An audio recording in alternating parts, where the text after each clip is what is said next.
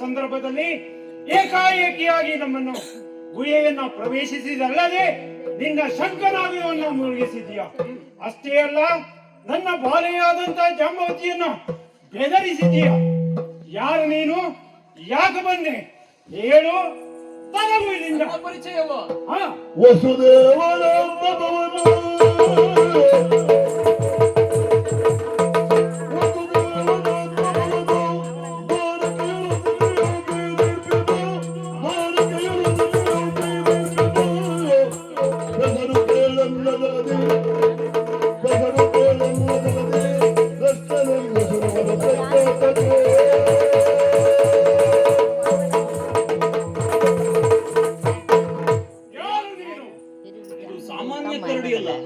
ಮಾತನಾಡುವ ಕರಡಿ ನನ್ನ ಪರಿಚಯವನ್ನು ಕೇಳುತ್ತಾ ಇದೆ. ಬಂದಿರುವಂತಹ ವ್ಯಕ್ತಿ ಹೊಸಬನಾಗಿರುವಾಗ, ಪರಿಚಯ ಇಲ್ಲದಿರುವಾಗ ಯಾರು ನೀನು ಅಂತ ಕೇಳುವುದು ಸಹಜವಾದದ್ದು. ಅಷ್ಟೇ ಅಲ್ಲ, ನನ್ನ ಗುಹಾ ಪ್ರವೇಶವನ್ನ ಪ್ರವೇಶಿಸಿದ್ದೀಯ. ನನ್ನ ಪರಿಚಯ ಬೇಕಾ ನಿನಗೆ? ನಾನು ಇಲ್ಲಿಯವನಲ್ಲ, ದ್ವಾರಕೆ ಎನ್ನುವಂತಹ ಪ್ರದೇಶದವನು ನಾನು. ಅಲ್ಲಿ ನಾನು ವಾಸಿಸುತ್ತೇನೆ. ಈ ಜಗತ್ತು ನನ್ನನ್ನ ಕರೆಯುವುದು ಕೃಷ್ಣ ಎನ್ನುವುದಾಗಿ. ನೀನು ದ್ವಾರಕಾಧೀಶ. ನಿನ್ನ ತಂದೆ ತಾಯಿಗಳು ವಸುದೇವ ದೇವಕಿಯರು. ಕರೆಯುವುದಕ್ಕೆ ಕೃಷ್ಣ ಎಂದು. ನೀನು ಮಾಡಿದ ಕಾರ್ಯ ಏನು ಬಲೆಯ?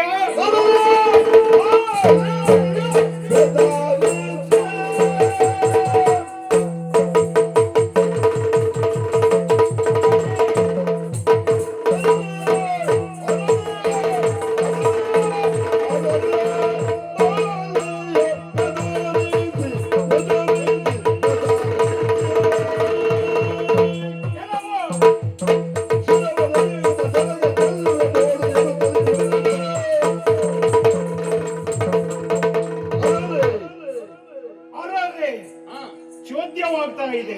ಯಾಕೆ? ಈಗಾಗಲೇ ನನ್ನ ಗೃಹ ಪ್ರದೇಶವನ್ನ ಪ್ರವೇಶಿಸಿ ನಿನ್ನ ಶಂಖನಾದವನ್ನ ಮೂಡಿಸಿ ನನ್ನ ಬಾಲೆಯಾದಂತಹ ಜಾಂಬವತಿಯನ್ನ ಬೆದರಿಸಿದರು. ಕಾರಣವೇನು? ಒಂದು ವೇಳೆ ಇದೇ ಕೃತ್ಯವನ್ನ ಮುಂದುವರಿಸಿದೆ ಅಂತಾದರೆ ನಿನ್ನನ್ನ ಈ ಭೂಮಿಯಲ್ಲಿ ಇರುವುದಕ್ಕೆ ಬಿಡುವುದಿಲ್ಲ. ನಿನ್ನನ್ನು ಕಡಿದು ಬಿಟ್ಟೆನು. ಅಯ್ಯ, ನಿನ್ನ ಬಾಲೆಯನ್ನ ಬೆದರಿಸಬೇಕೆಂಬ ಉದ್ದೇಶದಿಂದ ನಾನು ನನ್ನ ಶಂಖನಾದವನ್ನು ಮಾಡಲಿಲ್ಲ. ಯಾವ ಕಾರಣವಿಲ್ಲ? ಏನು? ವರಸ ಬಂದ ಗಮನೆಯದು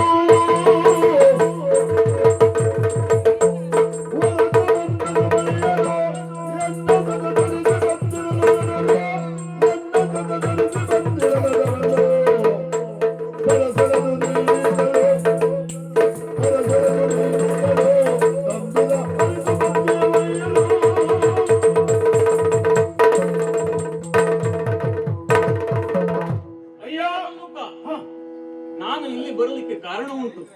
ಏನು ಕಾರಣ? ನನ್ನ ಮೇಲೊಂದು ಅಪವಾದ ಬಂದಿದೆ. ಅಪವಾದಕ್ಕೂ ಇಲ್ಲಿ ಬರುವುದಕ್ಕೂ ಏನು ಕಾರಣ? ಭಾಸ್ಕರ ದತ್ತವಾದಂತಹ ಶಮಂತಕಮಣಿಯನ್ನ ನಮ್ಮ ಬಂಧುವಾದಂತಹ ಪ್ರಸೇನ ಧರಿಸಿ ಮೃಗಬೇಟೆಗೆ ಬಂದಿದ್ದ. ಆತ ಮಡಿದು ಬಿದ್ದಿದ್ದಾನೆ. ಮಣಿ ಅಪಹರಣವಾಗಿದೆ. ಆ ಮಣಿಯನ್ನು ಕದ್ದಂತಹ ಅಪವಾದ ನನ್ನ ಮೇಲಿದೆ. ಆದರೆ ಮಣಿ ನಿನ್ನ ಬಳಿ ಇದೆ.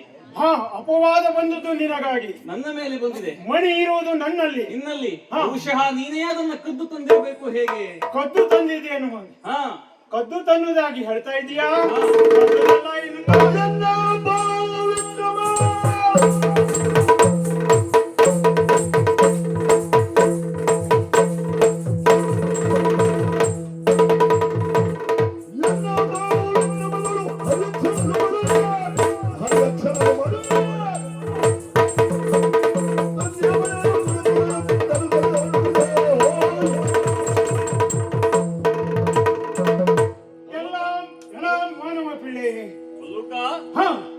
ಈಗಾಗಲೇ ಹೇಳ್ತಾ ಇದೀಯಾ ನಾನು ಕದ್ದು ತಂದಿದ್ದೀಯ ಎನ್ನುವುದಾಗಿ.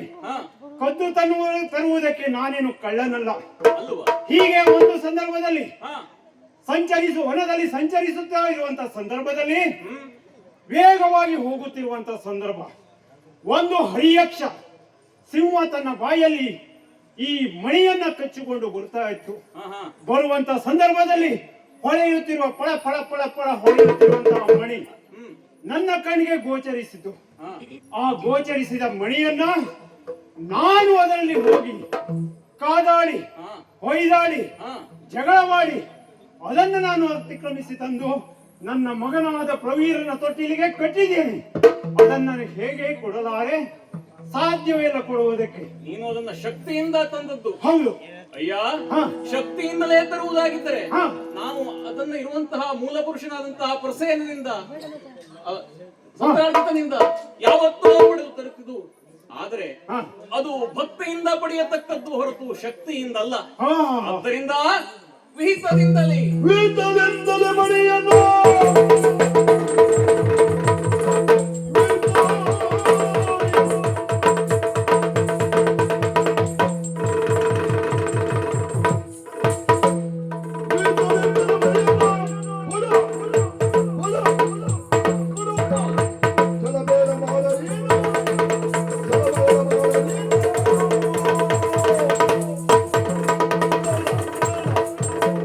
ಅಯ್ಯ, ಮಂಗನ ಕೈಯಲ್ಲಿ ಮಾಣಿಕ್ಯ ಯಾಕೆ ಎನ್ನುವಂತಹ ಮಾತಿದೆ. ಕಾರಣ ಏನು?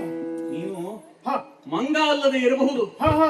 ಆದರೆ ಮಂಗ, ಸಿಂಗಳಿಕ, ಮುಸುಕ, ಬಲ್ಲೂಕ ಹಾ.